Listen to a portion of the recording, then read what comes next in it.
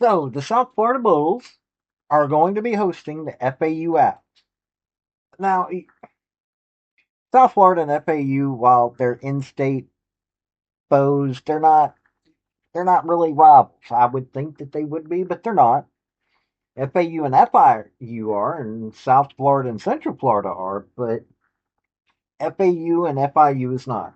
So Zach Kittley is working to get the FAU Owls far better.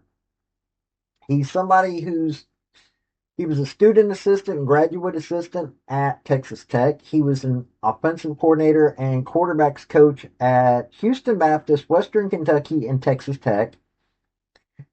And now he's now he's at Florida Atlantic. His first year, he's 3-3 so far, which isn't bad at all. He's lost to Maryland, Memphis, and FIU. They beat Rice, they beat UAB, and they beat Florida A&M. So they're not a bad team. They're just not something to write home about. They could possibly, let's see here. Yeah, they're probably not going to go to a bowl game this year, but they're a decent team. They're a team that you should pay attention to. And then you've got South Florida. And, well, heck, everybody knows who South Florida is. Everybody's screaming Byron Brown, not paying attention to Sam Franklin or Alvin Isaac. Well, Cartavius Norton is hurt, I believe, still. You got Chaz Nimrod, Keyshawn Singleton, Jeremiah Kroger. There's so many offensive weapons on this team that, you should really be paying attention to this team. Really should. So we're going to cover this game. Uh, I mean, seriously, it's well worth paying attention to. So hit like and subscribe if you like AAC football, SEC football, college football, period, or college sports, because I try to do all three. So let's get into this game. Hey folks, this is Paul with Redneck Sports. I want to thank you for viewing my video, and I want to give you one thought process. There was a famous coach at University of Tennessee by the name of General Robert Neyland. He had 6 maxims, but number 2 maxim is what everybody should apply to their life. Play for and make the breaks. When one comes your way, score. That's how to live your life right there. Now, the starting quarterback for the Owls, since they're the visiting team, is Caden Beltcamp. He came from Western Kentucky. So far, he's 164 of 252, 1,785 yards through the air, 65.1% completion rate. 14 touchdowns, 9 interceptions.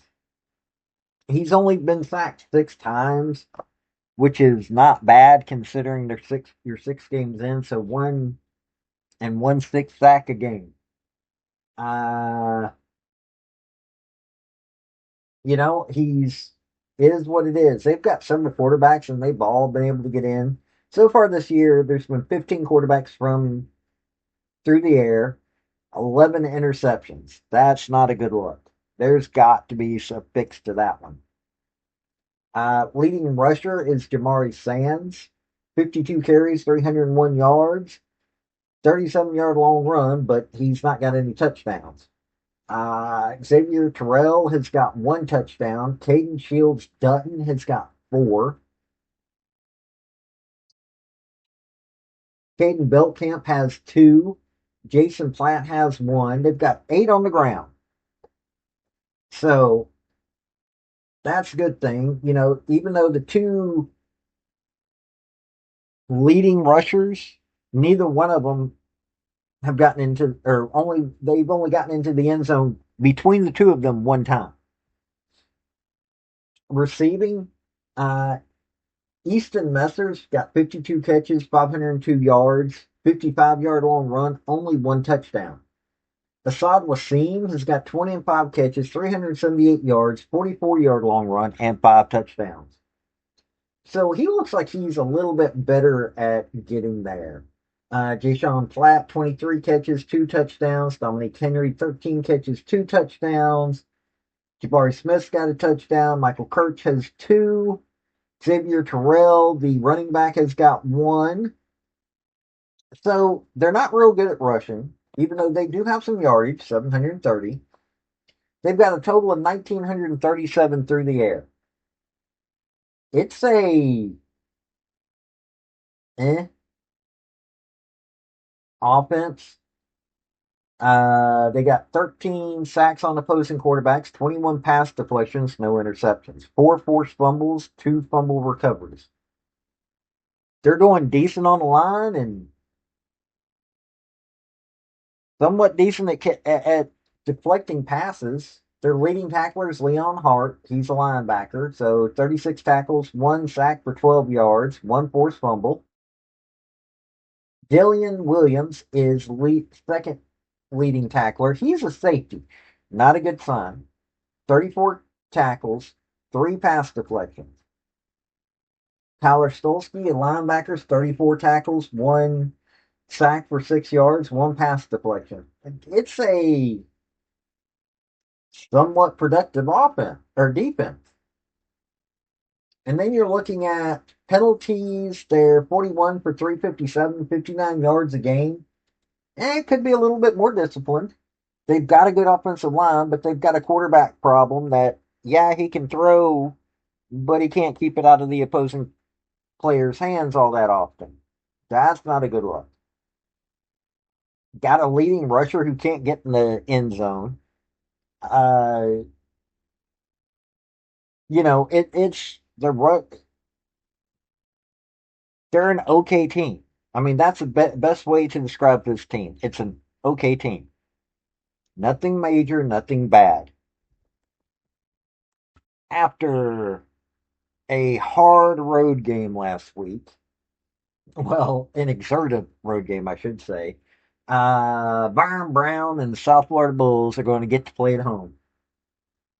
104, Byron Brown's 114 of 178, 64% completion rate, 1,439 yards through the air, 13 touchdowns, 5 interceptions.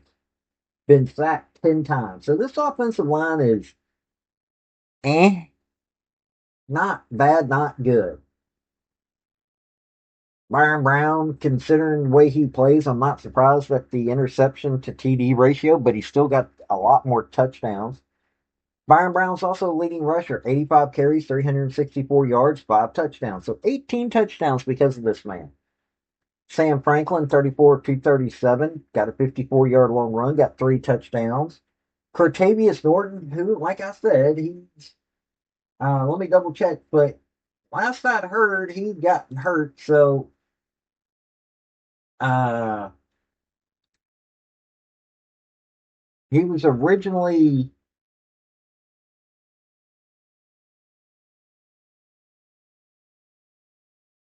yeah, he may be down for a little bit longer. Nothing major there, but he's got 3 touchdowns. He's, you know,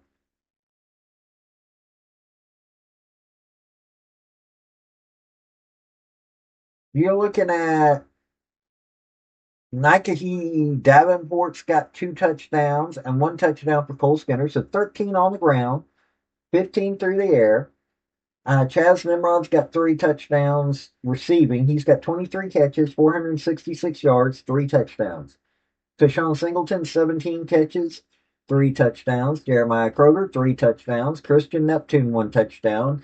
Mudia Rubin, 1 touchdown.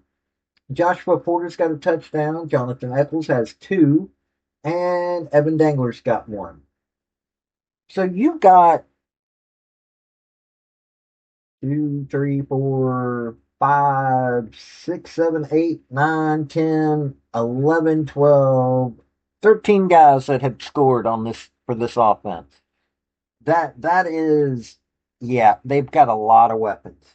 You've got Sam Franklin having run for 54. Alvin Isaac ran for 49. Got a 43-yarder from Nike Davenport. 55 from Nimrod, 66 from Kashawn Singleton, 63 Jeremiah Kroger. Yeah, these guys know how to get out there. Considering who they've played and they're doing this, on defense, they got 11 sacks on the opposing quarterback. Yeah, that's a little low, but they've also got 6 forced fumbles, 7 fumble recoveries. They got 14 pass deflections, but 9 interceptions, and 1 interception that got taken back for a touchdown. 54 tackles for Jalen Schuler. He's got a sack, knocked back the opposing quarterback 7 yards. 2 pass deflected, an interception that he ran for 31 yards, 1 forced fumble, and 2 fumble recoveries. Jalen Schuler's just doing it all, and he's a linebacker. Mac Harris, another linebacker, 46 tackles, 4 sacks, 1 interception. He took it back 93 yards for a touchdown, and 3 forced fumbles. This defense knows how to do the work. They may not always they bend a little bit, but they know when they can take a break. Oh, and penalties, they're 39 for 353, 58 yards a game. So could be a little bit more disciplined team. Their offensive line's doing halfway decent. They're scoring when they need to score, as we're seeing at North Texas. And their defense is holding fairly well. In other words, a well-rounded team that knows how to play at a high level. So yeah, South Florida fans, if you're going to be near the stadium on Saturday, I'd go to this game. It'll be a good game. FAU will give them a good push. I mean, FAU is a fairly stable team. They just need to keep playing at that way, but they ain't got a chance. This is a South Florida team, unless injury gets to them.